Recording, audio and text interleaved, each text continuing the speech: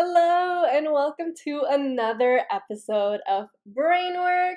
I'm your host, Serenity, and today we're going to be talking about how to change your life right now. At this very moment, you can completely change the way you see everything just by changing your mindset. And it's something that I'm sure all of you have heard about before, and it's gratitude. And I know this is that topic which everybody talks about and it's so played out, and if you haven't tried it, you might be a little sick of hearing it. But the reason everybody talks about it is because it works. It's because it's actually life-changing. That's why nobody ever shuts up about it, which is why I'm also going to talk about it today. And just to give an overview of what I'll be talking about is, first of all, why is it important? Why should you even bother practicing it? Then I'm going to talk about the two ways that people get it wrong. So if you're doing one of these two ways, that might be why it hasn't worked for you in the past. And then the third thing is, how do you actually practice it? How do you implement it? How do you get it into your day-to-day life without having to add on, 5, 10 more minutes? Because we know we're all so busy and there's so much already to do in a day. Adding on another practice can be a little bit difficult. So I'm going to talk about all three of those things. So first of all, why is it important? Why should we even care about being grateful? Why don't we instead just be miserable and be negative all the time? Why should we put in this work to be positive and see of all the things that we have in our life that we should feel so blessed for? First of all, what I want to say is, if you are somebody who is negative and you have a hard time focusing on what is going good in your life, you're not alone, because that is just how the human brain works. We have something called the negative bias, and as the name suggests, we're more likely to focus on what's going wrong in our life, all of the negatives. So there's nothing wrong with you if you do this. You're simply a human being. But that's not going to get you very far. That obviously, your brain was built for survival. It wasn't built for you to be happy, but I'm sure that you want to be happy. And so you have to apply consciousness and awareness to this area of your life.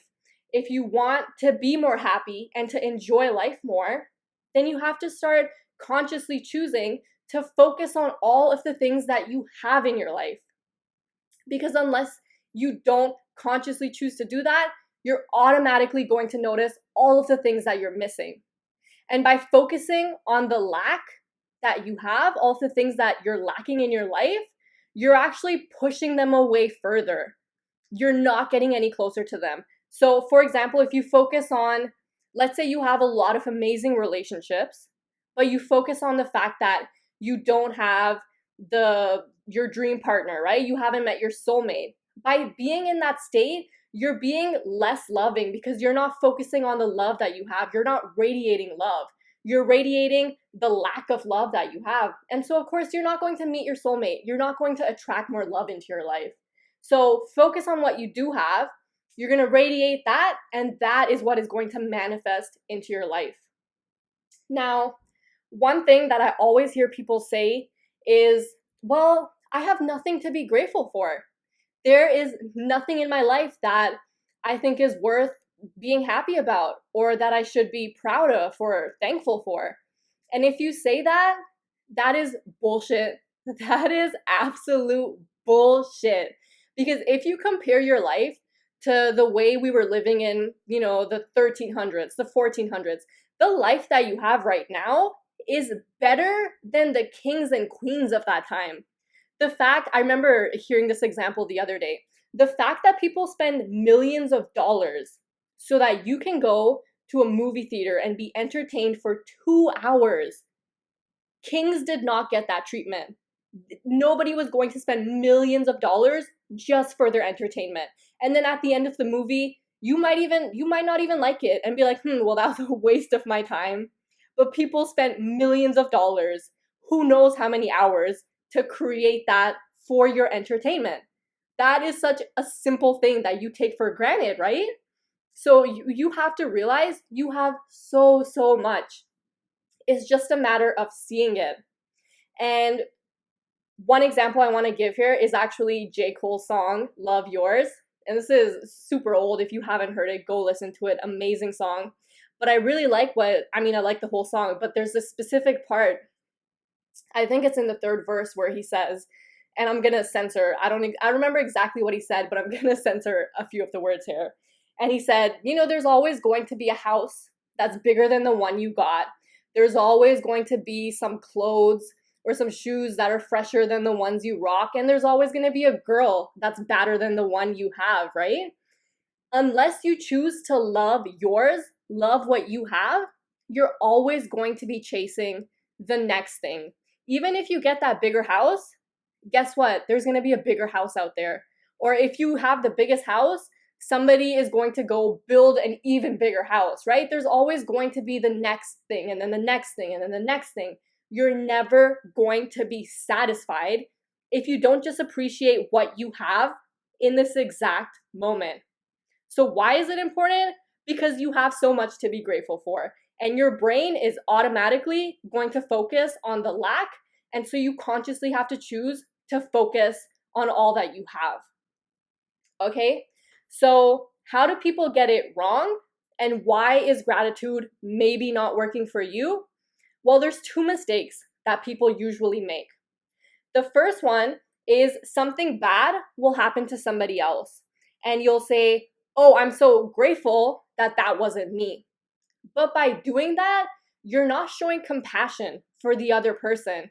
You're just saying, oh, well, thank God I'm not in their shoes. Who cares about what happened to them? It's not me, so I don't care, right?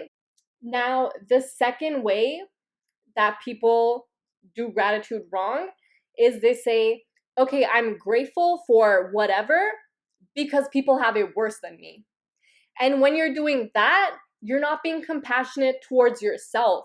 Yes, there are people who have it worse than you. There's people who have it better than you, but you need to stop comparing yourself to other people because your pain is still pain.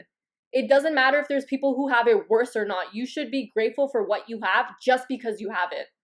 And so from those two examples, you can see how there is a strong correlation between being grateful and being compassionate. So if you've been practicing gratitude in the past, but you haven't really noticed it working, maybe it's because you're lacking the aspect of compassion in your practice. And an example for this is I have this friend, and he's been, back when I was in school, he was struggling in school. He wasn't getting the greatest grades, but he was passing. He was getting by. And I remember him complaining to me. And I said, well, there's still so much to be grateful for, right? You're passing still. And he said, yeah, you're right. People, they're doing worse than me. There's people who are doing worse than me. So yeah, I should be happy because at least I'm better than them. And that's you. Yes, you're being grateful, but you're not going to really feel the emotions associated with gratitude because you're incorporating the perspective of somebody else. So take that out. That's not what you want to be grateful for. You want to be grateful because you are passing your courses, period. You're grateful because you have enough money and the privilege to be getting a post-secondary education. That's amazing. People would love to be in your shoes, right? You have the ability to study, right? Maybe you're not studying hard enough. Maybe you could be doing better in school, but you're aware of the fact that you're not doing that good, and you will maybe make an effort to improve. And so be grateful for that awareness that you have, right? The amount of effort that you're putting in, and the increased amount of effort that you're going to continue to put in. Just focus on yourself when you're practicing gratitude. Yes, you can be grateful for having certain people in your life, but don't be grateful because people have it worse than you or because bad things are happening to other people, and thank God that's not you, right? Just what is happening in your own life that you're grateful for. Now, how do you actually incorporate this into your life without it taking, hours and hours of your life? So I'm just going to share my practice first of all, how I do gratitude throughout the day. The very first thing I do when I wake up is say thank you. And that, I know that might sound so cheesy. I actually stole that from Oprah, so if you want to use it, go ahead. But I just wake up and say thank you because I woke up. I get another day on this planet, and that is a blessing. That's amazing, and I'm so thankful because every single day when you wake up, remind yourself that 150,000 people did not. 150,000 people do not get another day on this planet, but you do. So what are you going to do in this day? Are you going to sit around and be like, oh my gosh, my life sucks? I have nothing going on. It's just the worst. Or are you instead going to look at all of the amazing things that you have going on in your life, right? And putting yourself in this state first thing in the morning, it's setting the tone for the rest of the day. I know when I skip my gratitude in the morning, it's a lot easier for my mind to automatically start going and thinking about all of the things that are wrong or all of the things that I want to do in a day. And that's just not the state that I want to be in for the majority of my day, right? I don't want to constantly be checking off a to-do list in my head. I don't constantly want to be looking and being like, oh, I don't have that, I don't have that, I don't have that, and be miserable, right? So I consciously choose to wake up and say thank you. And I also just say 5 things I'm grateful for, a minimum of 5 things. And another thing that I do, and this one I sometimes forget to do, but it's simply before you sit down and eat, not just saying thank you for the food, but anything else that comes into your head as you sit down, right? You can sit down and say, yes, thank you so much for this food. I'm grateful. You can go ahead and say, and thank you for this family I get to share it with. Thank you for, these, I can't think of anything. Thank you for this house. Thank you for the amazing weather outside. Thank you for my friends. Thank you for whatever. It doesn't just have to be the food, but by doing it right before you eat, it's something that you're going to remember to do, 2, 3, 4, how many times you eat a day. You're going to remember to always quickly just say a couple things that you're grateful for. So that's what I do. Some other ways you can practice gratitude, and it doesn't take much time, is when you're journaling, you can just write down a few things. If you journal at the end of the day, what is 1 or 2 things that you're grateful for today? You can even do it while you're brushing your teeth. You can do it while you're washing the dishes, while you're taking a shower. These things that you do on a daily basis, just use that time instead of stressing and overthinking. Spend some of that time just saying what you're grateful for, and it doesn't take any extra time. If you actually do these things while you're showering and brushing your teeth, it takes no extra time because you're going to do it anyways. You're just consciously choosing what you're going to focus on. And this idea, I don't know where I heard it, but it's really cute. And it's called the ABC Gratitudes, where you basically write down the alphabet A to Z. And yes, I'm from Canada, so I say Z. So you write down A to Z and you think of all the things that start with that letter that you're grateful for. So you could say A, I'm grateful for airplanes because I get to fly from this destination to that destination. B, I'm grateful for bananas because they're a great source of potassium. And you just keep going down the list. And this is a great way to be very creative with your gratitudes. And another really good way to practice gratitude is, I'm sure that a lot of you do this, when you sit down and you have a free second, what is the first thing you do? You probably grab your phone, right? You grab your phone, you start checking Instagram, start replying to your text, and that's fine. But something you can do, take 30 seconds before you pull out your phone, say some things you're grateful for. Just quick and easy, 30 seconds.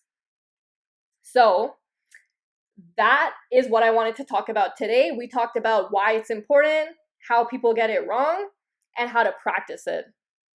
So the brain work for this episode is pretty obvious. It's to make a list of all the things that you're grateful for. And it doesn't have to be a certain number. I would say keep it minimum 5 things. And if you can write it down, that's best. But if you're in a car or somewhere, then just say it out loud or think it in your head. And just whatever comes to your head. Doesn't matter how small it is, whatever it is, just say it, be grateful for it. And the more you practice this, the more you can be in this state of gratitude. So that's all I have for you for this week's episode. If you enjoyed it, make sure you share it with somebody that you love. I would really, really appreciate it.